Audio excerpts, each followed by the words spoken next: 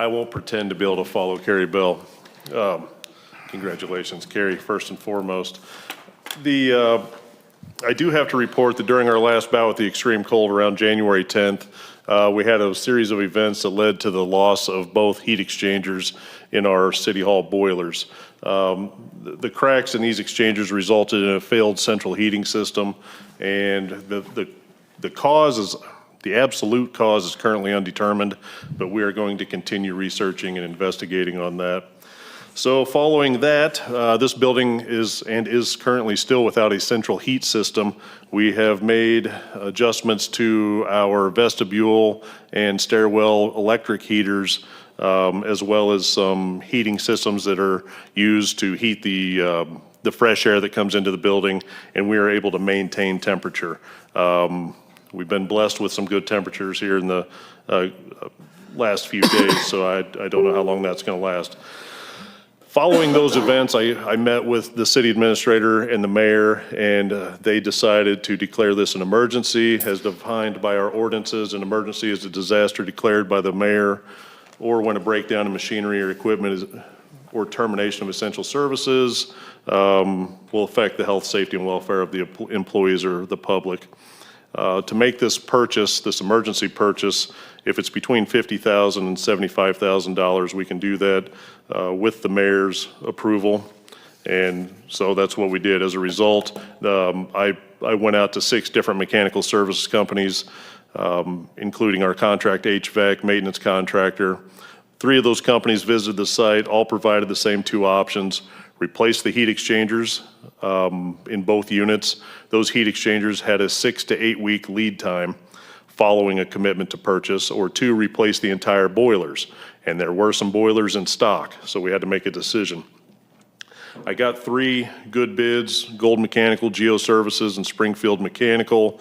The bids were all over the board. It depends on how much business you do with these manufacturers. Some of the bids, like replace both heat exchangers, $40,000, but that would be 6 to 8 weeks out before we could even, before that company could receive them, and then they have to come here and install them. Well, it would be practically to summer by then.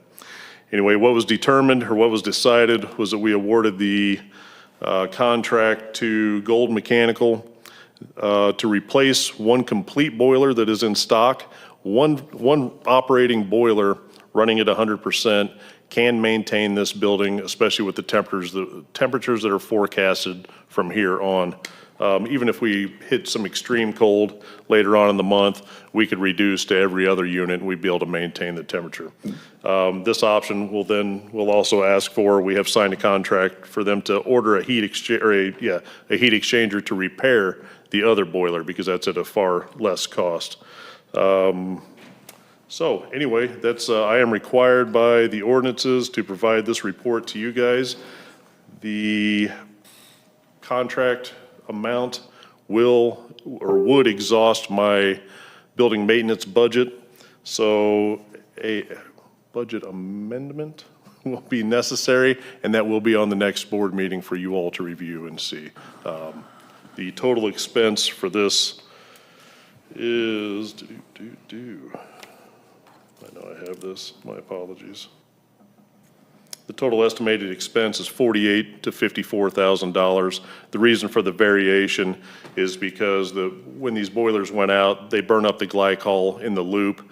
So that glycol, whenever they flush the loop, we have to then test the water for conditioning and glycol levels, and if we have to add no glycol, then we're looking at like $8,000. If we have to put in the full 350 gallons of glycol, then the cost is $14,000. So it's all going to be one of those, well, it depends, but that's where we're at.